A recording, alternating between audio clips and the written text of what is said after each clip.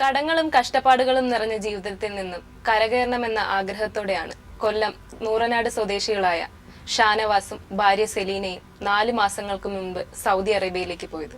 ഒരു വീട്ടിൽ ഒരു സ്പോൺസറുടെ കീഴിൽ ജോലി ചെയ്യാൻ അവസരം കിട്ടി എന്നതൊഴിച്ചാൽ അവരെ കാത്തിരുന്നത് മൊത്തം നിർഭാഗ്യങ്ങളായിരുന്നു. ഷാനവാസിനും സെലീനയ്ക്കും എന്താണ് പറ്റിയതെന്ന് നമുക്ക് ഇവരോട് തന്നെ ചോദിച്ചറിയാം. ഇവിടെ എന്ത് ജോലിയായിരുന്നു? ഇവിടെ കടയില് എന്തെങ്കിലും കടയില് പൊറോട്ട അടിക്കാനോ ബിരിയാണിയൊക്കെ. ആര്? സെലീനയുടെ ഭർത്താവ്.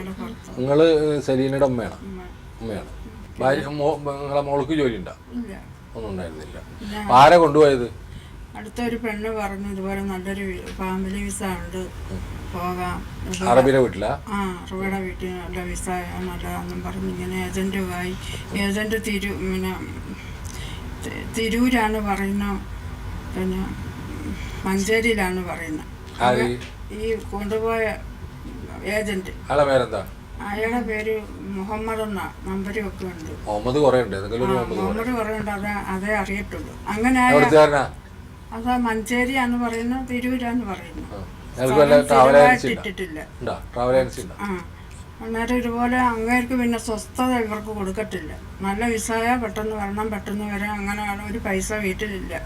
അങ്ങനെ എങ്ങനെങ്കിലും നിങ്ങൾ വാ, നല്ല ജോലി, ഫാമിലി വിസയ, നല്ല ശമ്പളമുണ്ട് ഞാൻ പറഞ്ഞ് അങ്ങനെ കയറ്റിക്കൊണ്ടുപോയി. ഇവർ എല്ലാവരുടെയും പൈസ ഒക്കെ വാങ്ങിച്ച് എനിക്ക് ഒത്തിരി പേരുടെ സ്വർണ്ണമൊക്കെ കടം മേടിച്ച് 2 ലക്ഷത്തിന് വെച്ചിട്ട് 50,000 രൂപ പെട്ടെന്ന് വിസ പാസ്പോർട്ട് എടുക്കാനെ കൊണ്ട് എമർജൻസി ആയിട്ട് അതിന് 2 ലക്ഷത്തിന് പണയം വെച്ച് അങ്ങാർക്ക് 1.5 ലക്ഷം കൊടുത്തു. ഇങ്ങനെ കൊണ്ടുപോയി കൊച്ചി കൊണ്ടുപോയി 15 ദിവസം അവിടെ ഇട്ടിരുന്നു. ഇന്ന് വിടാം, നാളെ വിടാം, ഇന്ന് വിടാമെന്നും പറഞ്ഞു. അങ്ങനെ വിട്ട് 17-ാമത്തെ ദിവസം കയറ്റി വിട്ടു. ആദ്യത്തെ ദിവസം ഒരു വീട്ടിൽ പോയി 10-20 ദിവസം അവിടെ താമസിച്ചു. പിന്നെ അവിടുന്ന് വേറൊരു വീട്ടിൽ അവിടെ കൊണ്ടുപോയിട്ട് മോളെ അതിക്രമമായിട്ട് മേലെ ഉപദ്രവിക്കുകയും അവിടെ പോയി ഷുഗർ കൂടി, പ്രഷർ കൂടി, 550 ഷുഗർ. ആശുപത്രി കൊണ്ടുപോയിട്ടില്ല. അവിടുന്ന് തല ഇറങ്ങി താഴെ വീണു. അവരവിടുന്ന് അടിച്ചുകൊണ്ട് റൂമിൽ കൊണ്ടിട്ട് ഷാനിവാസമുണ്ട്. അങ്ങനെ കയറിപ്പോകാൻ പറ്റത്തില്ലല്ലോ ആ വീട്ടിലോട്ട്. ഒരു വീട്ടിലാണ്. അപ്പോൾ ഈ അലർച്ച കേട്ടുകൊണ്ട് ഷാനിവാസ് പുറത്തൂടെ പോയപ്പോൾ അങ്ങനെയും അടിച്ചു. അങ്ങനെ അടിച്ച് പിന്നെ ആശുപത്രി കൊണ്ട് 550 ഷുഗർ പറഞ്ഞ് ആ ഡോക്ടർ പറഞ്ഞ് പെട്ടെന്ന് നാട്ടിൽ കയറ്റി വിടാൻ. അപ്പോൾ ഇവിടെ വന്ന് അറബിയോട് പറഞ്ഞു നിന്നെ കയറ്റി വിടത്തില്ല, ചത്താലും നിന്നെ നാട്ടിൽ നിന്ന് കയറ്റി വിടത്തില്ല, ഇവിടെ കുഴിച്ചു മൂടുവാണ്. അങ്ങനെ ഒരു കട്ടാവില്ല, എല്ലാവരും അങ്ങ് മരിക്കാറായി. അപ്പോൾ ഇത് കരഞ്ഞുകൊണ്ട് നമ്മളോട് പറയുക. അപ്പം ഞാൻ ഈ വിട്ട അണ്ണോടെ വിളിച്ച് അച്ഛൻ പറഞ്ഞു ഇതുപോലെ ഈ കുഞ്ഞിന് മോക്ക് ഷുഗർ കൂടുതലാണ്, വയ്യാഴിയാട്ടോ, ഭയങ്കര പീഡനവും അടിക്കും മേലുതിരിക്കുകയൊക്കെ ചെയ്യുമെന്ന് പറഞ്ഞപ്പോൾ കയറ്റി വിടാം, സലീനയെ കയറ്റി വിടാം, 3 മാസത്തിനകം കയറ്റി വിടാമെന്ന് പറഞ്ഞു. ഇപ്പോൾ വിളിച്ചാലും കയറ്റി വിടാമെന്ന് പറയുമല്ലാതെ അങ്ങോട്ട് യാതൊരു. അപ്പം ഒരു അറിയിപ്പ് കിട്ടും, ആ വിസ വിസ അല്ല, വേറെ വിസയിലാണ് കയറ്റി വിട്ടതെന്ന് ഞാൻ അറിഞ്ഞു. ഈ കൊച്ചിൻ്റെ അടുത്ത് ഇതുപോലെ പരാതി പറഞ്ഞ് ഞങ്ങൾക്ക് അറിഞ്ഞപ്പം പറഞ്ഞ ആ വിസയിലല്ല വിട്ടത്, വേറൊരു വിസയിലാണ് വിട്ടത്. പരാതി കൊടുത്തിട്ടുണ്ടോ? പരാതി കൊടുത്തിട്ടില്ല. എവിടെയും പരാതി കൊടുത്തിട്ടില്ല.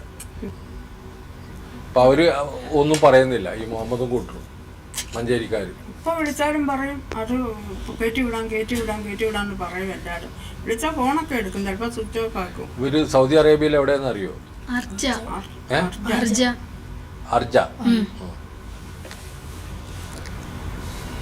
അർജയിലാണ് പോലുള്ളത്. ശമ്പളം കൊടുക്കത്തില്ല. 2 മാസം ശമ്പളം കൊടുത്ത് 15,000 രൂപ വീതം മാസം വീട്ടിലയച്ചു.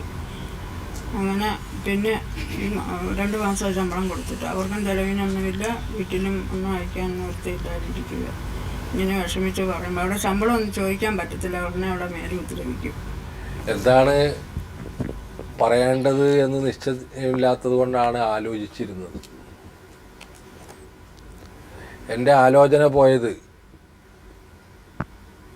നിരാലംബരായ ഒരു ആളെയും ആശ്രയിക്കാൻ നിശ്ചയമില്ലാത്ത മനുഷ്യർ എന്തു ചെയ്യുമെന്നാണ് ഞാൻ ആലോചിച്ചത്. ഈ 2 മക്കള് ആരെയും പരിചയമില്ല അവർക്ക്.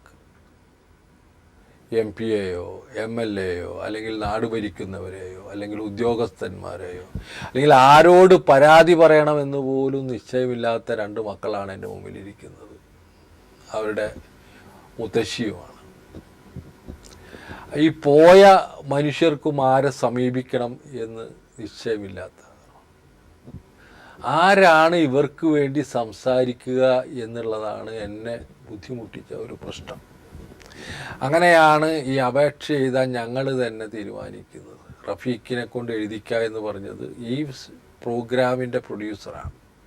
അദ്ദേഹത്തിൻ്റെ പണിയല്ല, പക്ഷെ അദ്ദേഹം ഒരുപാട് പണികൾ പുറത്തെടുക്കുന്നു എന്നുള്ളതാണ് സത്യം. അപ്പോൾ ഞങ്ങളെല്ലാവരും ഇതിന് പുറത്ത്, ഈ ചാനലിന് പുറത്ത് അല്ലെങ്കിൽ ഈ പ്രോഗ്രാമിന് പുറത്ത് നിരവധി ജോലി ചെയ്യുന്നവരാണ്. ഇത്തരത്തിലുള്ള മനുഷ്യർ ഞങ്ങളടുത്ത് തന്നെയാണ് വരാറ്. അപ്പോൾ ഞങ്ങൾ വക്കീലന്മാരെ ഏൽപ്പിക്കും, അല്ലെങ്കിൽ മറ്റുള്ള സാമൂഹ്യ പ്രവർത്തകരെ ഏൽപ്പിക്കും, അല്ലെങ്കിൽ ഗൾഫ് പ്രദേശത്തിലെ ആളുകളെ ഏൽപ്പിക്കും ഒക്കെ ചെയ്യും. അപ്പോൾ ഈ സൗദി അറേബ്യയിൽ ഇത്തരത്തിലുള്ള ഒരു കേസല്ല, 100 കണക്കിന് കേസാണ് വരുന്നത്. എനിക്ക് തോന്നുന്നു ഈ നിയമസഭയിൽ ഇതിനെക്കുറിച്ചുള്ള വലിയ ഒരു ഉപക്ഷേപം വരും എന്നാണ് ഞാൻ പ്രതീക്ഷിക്കുന്നത്. ഈ മൈഗ്രേഷനും വീട്ടുവേലയും എല്ലാം ഉൾക്കൊള്ളുന്ന പ്രശ്നങ്ങൾ അതിഗുരുതരമായി വന്നിരിക്കുകയാണ്. 60ഓളം കേസുകൾ തന്നെ ഞങ്ങളുടെ മുന്നിൽ ഇങ്ങനെ ചതിക്കപ്പെട്ട, വഞ്ചിക്കപ്പെട്ട സഹോദരന്മാരുടെ ഒക്കെ തന്നെ ഞങ്ങളുടെ മുന്നിലേക്ക് വന്നു കഴിഞ്ഞു. ഇതിലാരാണ് നടപടിയെടുക്കേണ്ടത് എന്ന് ചോദിച്ചാൽ ഒറ്റ ഉത്തരമേ ഉള്ളൂ: വിദേശകാര്യ വകുപ്പ് എന്ന് തന്നെയാണ്. ആ വിദേശകാര്യ വകുപ്പും എംബസിയും, അവരുടെ കീഴിലുള്ള എംബസിയുമാണ് ഇതിൻ്റെ പ്രധാനമായിട്ടുള്ള ഉത്തരവാദികളും അതുപോലെ പരാതികൾ നൽകേണ്ടവരുമായിട്ടുള്ള കക്ഷികൾ എന്നുള്ളതാണ്. പക്ഷേ അവരോട് പറഞ്ഞിട്ടൊക്കെ എത്ര ഫലമുണ്ടെന്ന് കഴിഞ്ഞ 16 വർഷമായിട്ട് നമ്മൾ ഈ ചാനലിലൂടെ കാണും. ചിലതൊക്കെ നടക്കുന്നുണ്ടില്ല എന്നൊന്നും ഞാൻ പറയുന്നില്ല. പക്ഷേ ഈ ഇത്തരത്തിലുള്ള വഞ്ചിക്കപ്പെടുന്ന മനുഷ്യരുടെ എണ്ണം കൂടി വരുന്നു എന്നുള്ളതാണ്.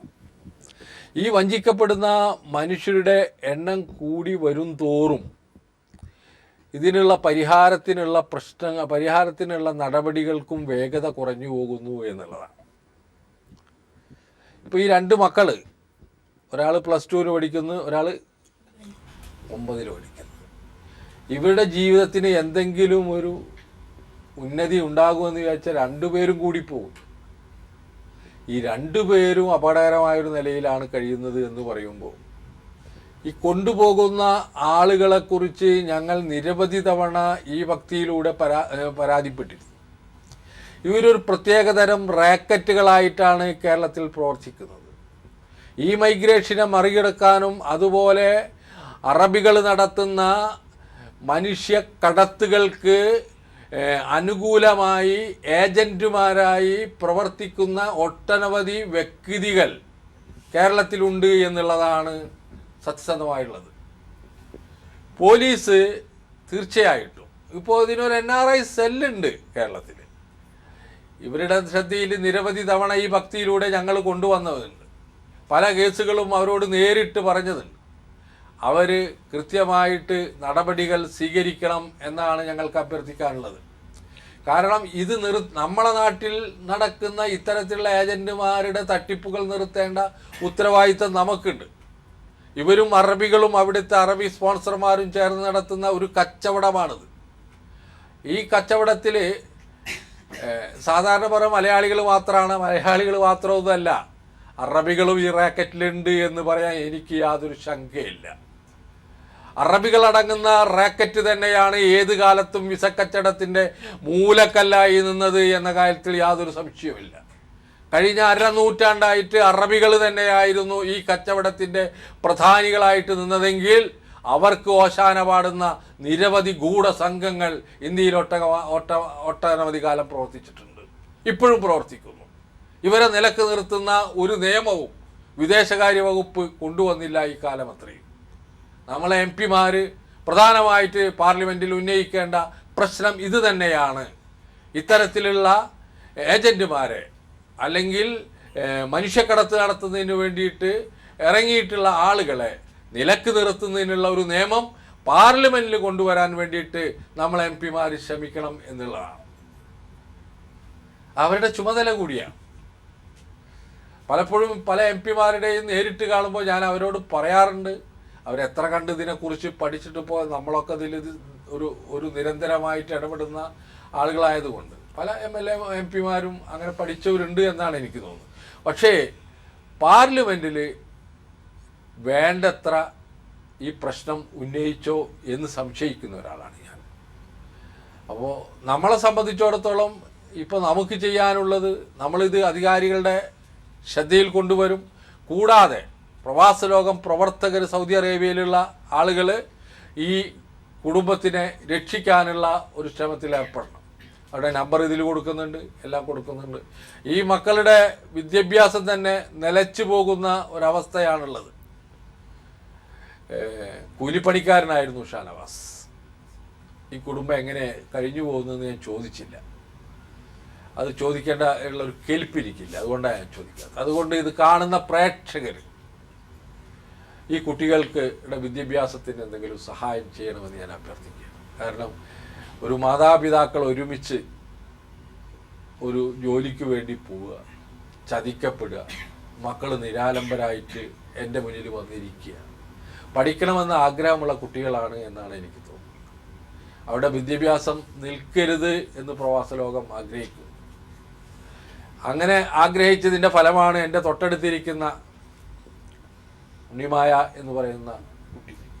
ഒരു കാലത്ത് ഇതുപോലെ പ്രവാസ ലോകത്തിൽ വന്ന കുട്ടിയാണ് ഉണ്ണിമായ. പ്രവാസ ലോകം അവരെ ദത്തെടുക്കുന്ന പോലെ ഞങ്ങൾക്ക് ചെയ്യാവുന്ന എല്ലാ സഹായങ്ങളും ചെയ്ത് ഇന്ന് എൻ്റെ ഒപ്പം ഇരുന്നു കൊണ്ട് ഈ മനുഷ്യരുടെ കണ്ണീരൊപ്പാൻ ശ്രമിക്കുകയാണ് ഉണ്ണിമായ. അതുപോലെ ഈ കുട്ടികളും നമ്മളടുത്ത് സഹായം അഭ്യർത്ഥിച്ച് വരുമ്പോൾ തീർച്ചയായിട്ടും പ്രവാസ ലോകം ശ്രദ്ധിക്കുമെന്ന് തന്നെയാണ്. നിങ്ങൾ സാധാരണ റെസ്റ്റോറൻറ്റിൽ പോണ പൈസ ഉണ്ടല്ലോ, എറിഞ്ഞ് പോണ ഇതുണ്ടല്ലോ. എന്തായാലും പറയാം, പുതിയ പുതിയ ഭക്ഷണ സാധനങ്ങളൊക്കെ ഉണ്ട്. കുഴൽ മന്തി തൊട്ട് അങ്ങനെയുള്ള കുറേ സാധനങ്ങൾ ഇപ്പോൾ നമ്മൾ കഴിക്കേണ്ടല്ലോ. അപ്പോൾ അതൊക്കെ കഴിക്കുന്നതിൻ്റെ ഒരു ചെറിയ പങ്ക് ഈ മക്കൾ കൊടുത്താൽ അവർ ചിലപ്പോൾ അവരുടെ വിദ്യാഭ്യാസം കൊണ്ട് രക്ഷപ്പെട്ടു പോകും. തീർച്ചയായിട്ടും അത്തരത്തിലുള്ള സഹായങ്ങൾ കൂടി അഭ്യർത്ഥിച്ചുകൊണ്ട് ഈ കുടുംബത്തിനെ നാട്ടിലെത്തിക്കാൻ എല്ലാവരും ശ്രമിക്കണം എന്നാണ് എനിക്ക് പറയാനുള്ളത്. എന്താണ് പറയാനുള്ളത്? രണ്ടാൾക്കും പറയാം. എത്രയും പെട്ടെന്ന് എൻ്റെ ഉമ്മായും വാപ്പായും നാട്ടിലെത്തണം. ശരി ഉമ്മ.